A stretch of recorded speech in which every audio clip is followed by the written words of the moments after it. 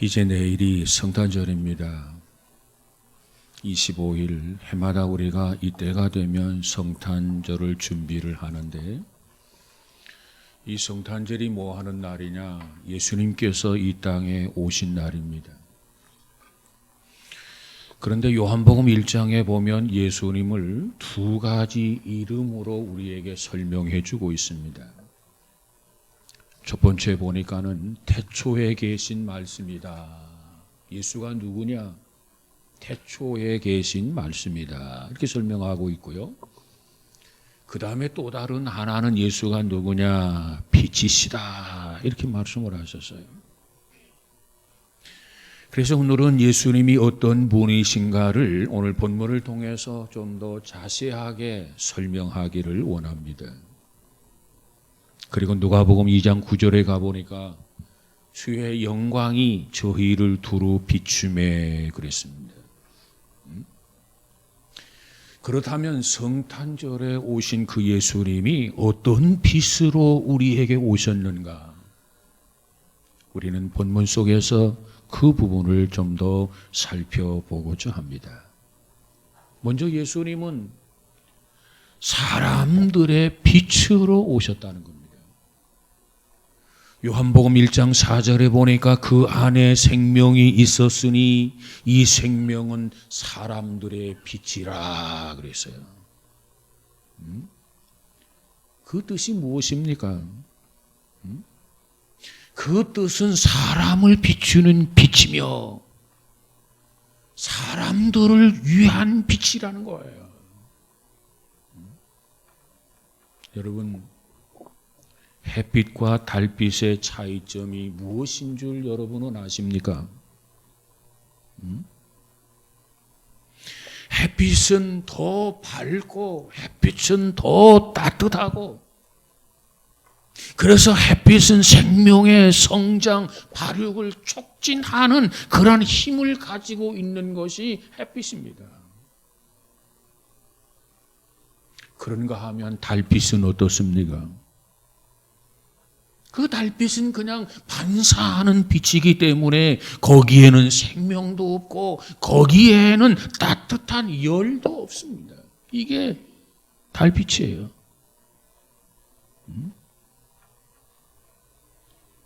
그러게 우리에게는 뭐가 필요하느냐? 우리 사람에게는 반드시 햇빛이 필요한 겁니다. 사실 밤은 어두워도 상관은 없습니다.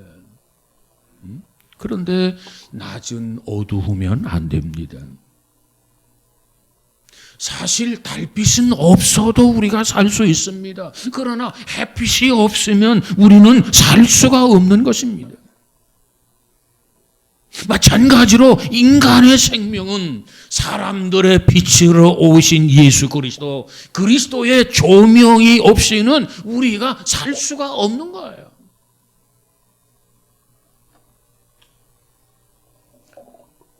이웃나라 일본에 가면 기계침이나 안마가 발달되어 있다고 합니다. 왜 그렇습니까? 그 이유가 뭘까요? 일본에는 습기가 많고 기후가 좋지 않기 때문에 신경통 환자가 많고 우울증 환자가 많기 때문이라는 겁니다. 오늘 본문 9절을 보니까 세상에 와서 각 사람에게 비치는 빛이라 그랬어요. 세상에 와서 각 사람에게 비치는 빛이라. 이 말씀의 의미가 뭘까요? 주님께서는 각 사람에 대하여 개인에 대해서 개별적인 관심을 가지고 있다는 겁니다. 나에 대한 관심도 가지시고 여러분을 향한 관심도 가지시고 우리 모두가 다 하나님의 개별적 관심의 대상이라는 겁니다. 그러기에 주님은 한 사람 한 사람의 영혼을 위해서 그 한 사람 한 사람 영혼에게 따로 개별적으로 빛을 비춰주신다는 거예요. 그러기 위해서 주님은 이 땅에 오셨습니다.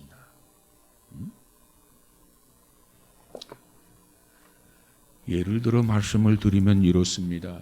이 지구상의 태양은 오직 하나입니다. 그 태양이 빛을 발사하고 열을 발사하지 않습니까? 그래서 전 세계 사람들이 온 우주가 그 태양열의 빛을 받으면서 살아가고 있습니다. 아프리카 사람도 하나의 태양의 신 그 태양의 열과 빛을 받으며 살아갑니다. 우리 아시아인도 하나의 태양의 신 그 열과 빛을 받으며 살아갑니다. 그리고 구라파에 사는 사람도 하나의 태양의 신 그 열과 빛을 받으면서 살아갑니다. 어느 곳에 있든지, 어느 위치에 있든지, 어느 구석에 있든지 각각 많은 사람들이 그 태양빛을 보면서 받으면서 살아가고 있는 것처럼 주님께서도 우리 각 사람 한 사람에게 지대한 관심을 갖고 그 한 사람 한 사람에게 태양빛을 비추는 것처럼 생명의 빛을 비추시기를 원하신다는 겁니다. 그 빛을 비추시기 위해서 주님께서 이 땅에 오셨어요. 여러분, 우리 모두가 다 어느 곳에 있든지 정말 그리스도의 그 빛을 받고 변화되어 새 사람 되어가는 저와 여러분이 되시기를 주님의 이름으로 축복합니다. 우리 각자에게 빛이 필요해요. 가정을 대표해서 아버지가 빛을 받으면 되지 뭐 아닙니다. 엄마가 빛을 받으면 되지 아닙니다. 엄마는 엄마로서 빛을 받아야 되겠고, 아빠는 아빠로서 빛을 받아야 되겠고, 우리의 자녀는 자녀대로 빛을 받아야 되겠고, 손주들은 손주들 나름대로 빛을 받아야 된단 말이에요. 이처럼 모든 사람에게 빛을 비춰주기 위해서 주님께서 이 땅에 오셨습니다. 그리고 두 번째로 예수님은 참 빛이시라는 겁니다. 오늘 본문 9절에 보니까 참 빛이라고 했어요. 참 빛. 이 햇빛과 달빛을 놓고 비교를 해보면 햇빛이 참 빛인 것처럼 이 세상의 빛은 참 빛이 아닙니다. 오직 참 빛은 예수 그리스도뿐입니다. 요한도 참 빛은 아닙니다. 요한이 뭐라고 말합니까? 그 빛을 증거하러 온 사람이라고 그랬어요.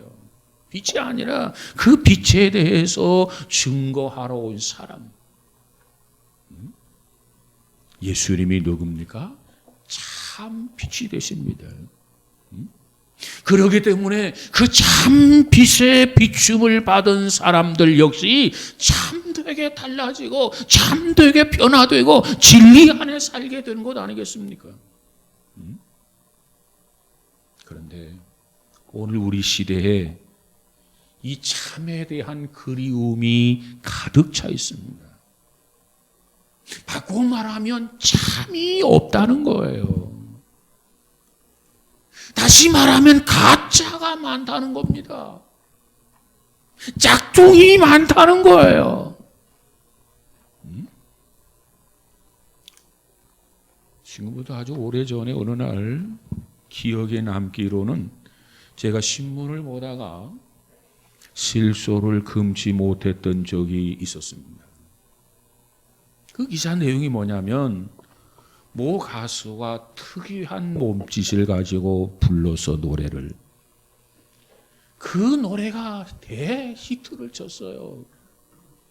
그래서 그 히트를 쳐서 돈을 많이 벌었다는 겁니다. 그건 누군 줄 아십니까? 탤런트 겸 가수였던 신신혜라는 사람. 그런데 그 돈을 아깝게도 몽땅 사기를 당했다는 거예요. 그녀가 부른 노래 가사 내용을 보면 이래요. 세상이 온통 가짜 투성이라는 거예요. 그래서 그 노랫말에 보니까 여기서도 짜가 저기서도 짜가 짜가가 판을 친다는 내용이었어요. 그 노래를 불러가지고 대히트를 했고 많은 돈을 모았는데 그런데 그 돈을 몽땅 사기를 당해버렸다는 거예요. 기가 막힌 거 아닙니까? 짜가다 여기도 짜가 저기도 짜가 하면서 정작 자기 자신은 짜가한테 걸려서 몽땅 그 돈을 다 소진해버리고 말았단 말이에요. 참이 그리운 세상입니다. 정말 참에 대해서 우리는 목말라 합니다. 그런데 주님이 나타나셔서 뭐라고 말합니까? 내가 참이다. 내가 참 포도나무다. 내가 참 빛이라는 겁니다. 가짜 포도나무도 많고 가짜 빛도 많지만은 나야말로 참 포도나무, 나야말로 참 빛이라고 주님께서 그렇게 말씀하셨어요. 여러분, 이번 성탄절을 앞두고 그래 주님만이 내 인생에 있어서 참 빛이 되시고 참 생명이 되시고 참 진리가 되시고 참 구원자가 되시는 것을 믿으시기를 바랍니다. 누구에게 속아 넘어가지 마시기 바랍니다. 누구에게 미혹받아서 빠지는 일이 없기를 바랍니다. 그저 일평생 주님 붙들고 주님만이 나의 길이 되십니다. 주님만이 나의 진리가 되십니다. 오직 주님만이 나의 생명이 되십니다. 이 믿음도 조금도 흔들리지 아니하고 요동치 않는 저와 여러분의 믿음이 되어지기를 주님의 이름으로 축복합니다. 그런데 참 빛이신 예수님이 환영을 받아야 되는 것 아닙니까? 그런데 예수님은 환영을 받지 못한 빛이셨다는 거예요. 오늘 본문 10절에 보니까 뭐라고 말합니까? 세상은 그로 말미암아 지은 바 되었으되 세상에 그를 알지 못하였고 그랬어요. 그리고 11절에 가보니까 뭐라고 말합니까? 자기 땅에 오매 자기 백성이 영접치 아니하였으나 그랬어요. 이게 큰 문제예요. 아니 세상을 지으신 분, 세상의 주인이 왔는데 왜 저를 영접하지 않습니까? 왜 그를 알아주지 못합니까? 이게 문제라. 여러분 세상을 누가 지으셨어요? 하나님이 지으셨어요. 그 아들 예수님을 이 땅에 보내주셨어요. 그런데 세상은 그를 알지도 못할 뿐만 아니라 자기 백성이 그를 영접지도 아니했더라. 그래서 주인을 몰라본다는 겁니다. 주인을 몰라보았다는 거예요. 자, 성경에 보면 이런 이야기가 있어요. 어느 고을에 큰 포도원 농장을 경영하고 있는 사람이 있었어요. 직접 농사를 지을 수밖에 없기 때문에 농사를 짓는데 한 번은 이제 외국의 여행을 떠나기 위해서 종들을 불러가지고 포도원을 맡겼습니다. 그리고 나서 이제는 수확기가 되었고 주인은 한 종을 보내어서 포도원에서 얻었던 그런 이익을 다 가져오도록 했습니다. 그런데 그들은 그 종을 실컷 때린 후에 그저 돌려보냈습니다. 그러자 주인은 다시 다른 종을 보내었습니다. 그랬더니 이번에도 역시 그들은 능욕하고 상처를 낸 후에 그저 쫓아버렸습니다. 그러자 주인은 또다시 다른 종을 보내었습니다. 그러자 그들은 또다시 그를 죽이고 함께 간 종들을 죽이고 때렸습니다. 그러자 이제는 주인이 이번에는 자기 아들을 보내기로 결심을 하게 됩니다. 설마 내 아들을 어떻게 하지는 못할 것이다. 내 아들인데. 이런 기대감을 가지고 그 아들을 보냈습니다. 아마 내 아들을 이와 같이 종들처럼 박대하지 못하고 최소한 예의를 갖추게 될 것이라 이런 생각을 하면서 아들을 보낸 겁니다. 그랬더니 농부들은 모여서 모의를 합니다. 자, 이제 이 포도원의 상속자가 왔다. 이제 저를 죽여서 없애버리면 이제는 끝이다. 그러면 이제는 이 포도원이 우리의 것이 되지 않겠는가? 의견을 모았어요. 그리고 아들을 잡아 죽였어요.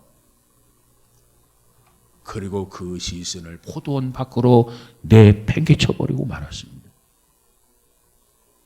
주인이 이 비보를 듣고 어떻게 했겠습니까?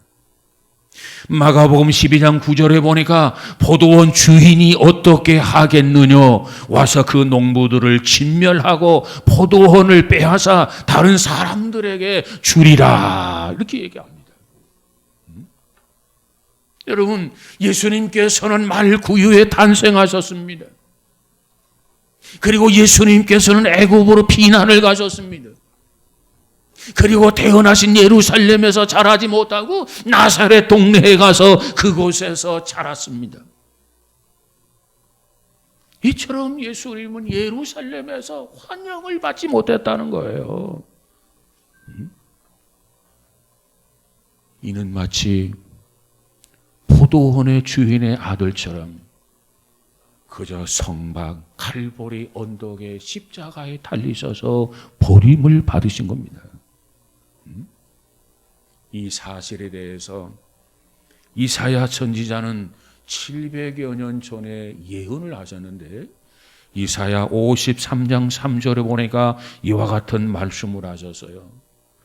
그는 멸시를 받아서 사람에게 버림바 되었다. 친히 간고를 많이 겪었다. 우리는 그를 귀히 여기지도 아니했다. 다시 말하면 예수님께서 이 땅에 하나님의 아들로서 주인으로 오셨는데 환영을 받지 못하고 예수님이 비참하게 십자가에 달려서 죽으시고 버림을 받으셨다는 겁니다.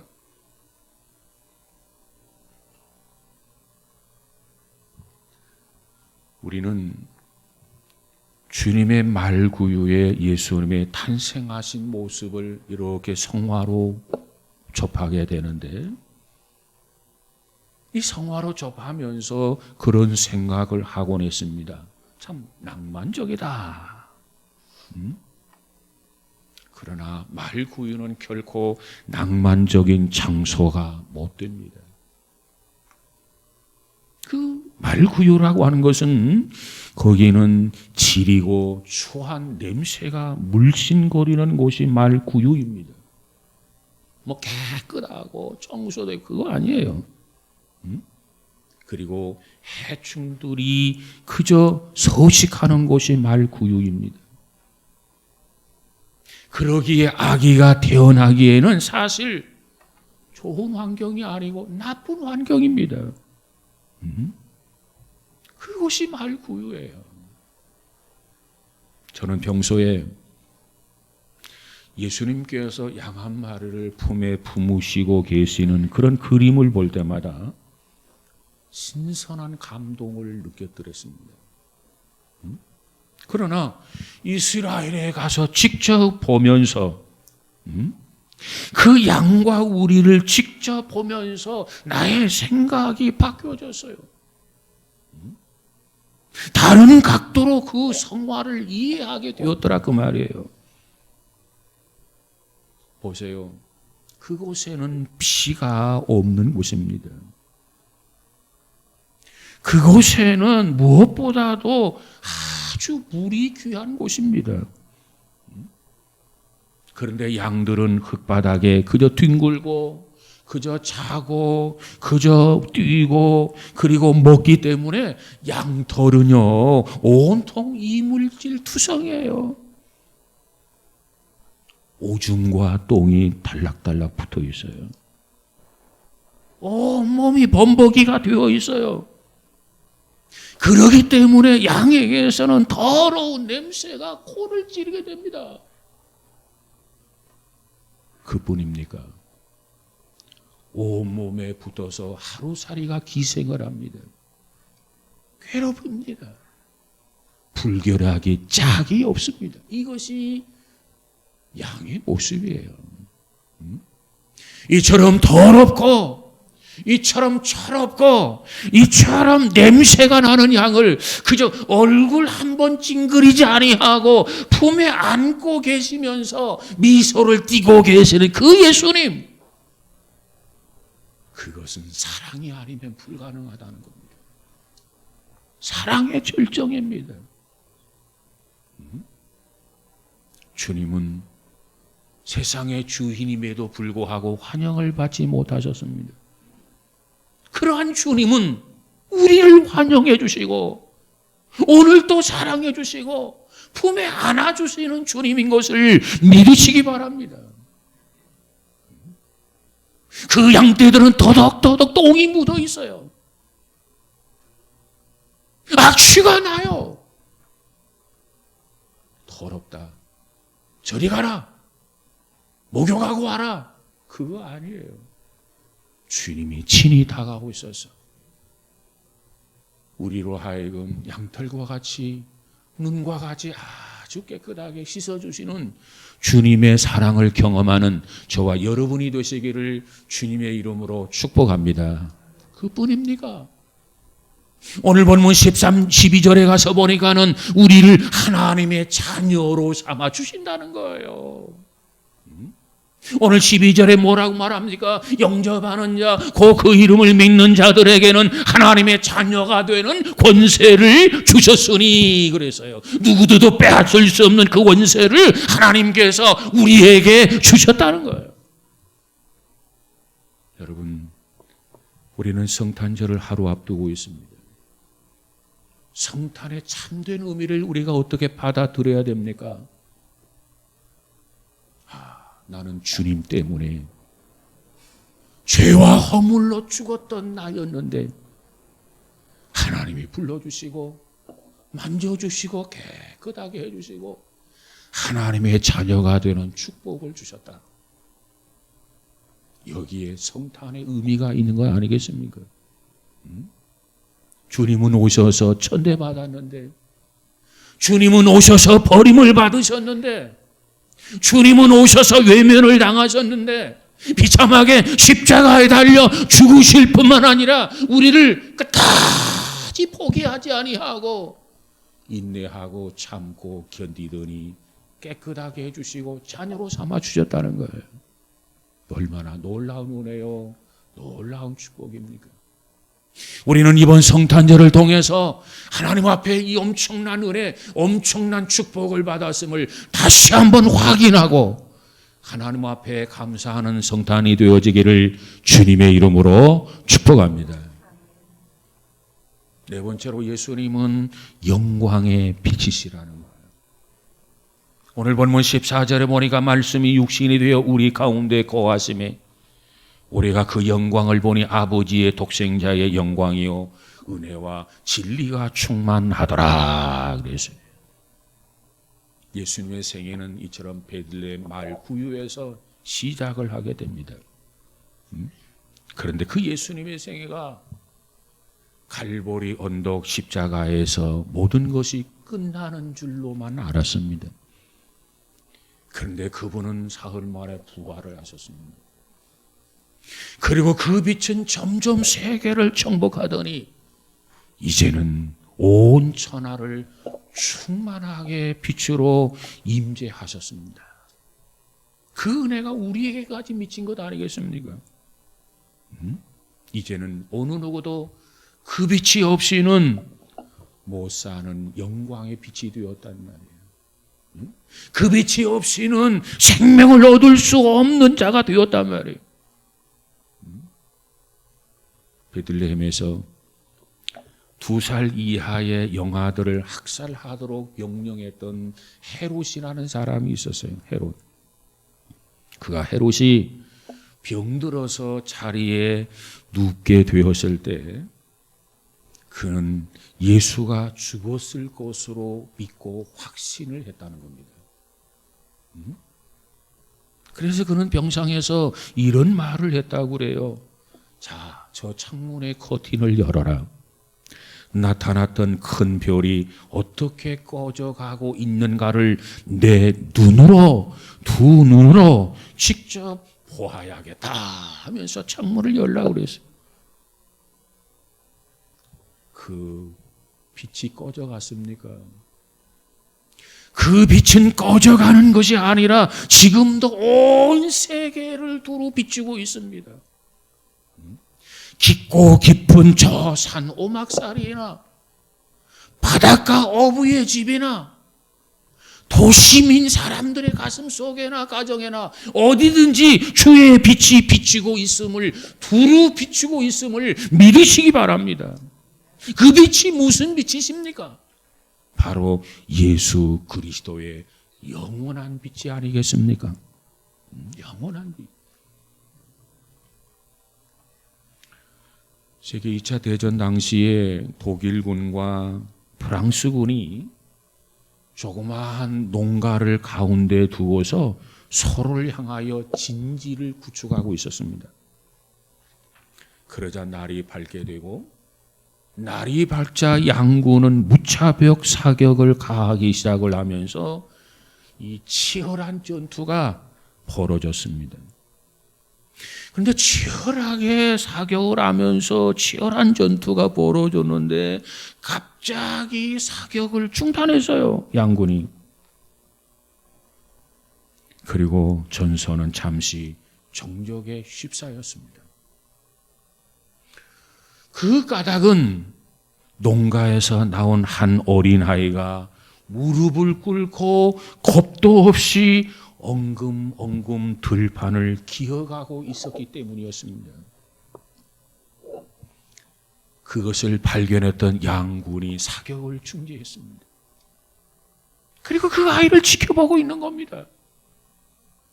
그랬더니 겁도 없이 엉금엉금 기어가던 그 어린아이가 풀숲에 피어있는 민들레를 손으로 붙들고 행복한 미소를 짓고 있는 천진난만한 모습이 양군 지휘부에게 보였기 때문에 그렇습니다.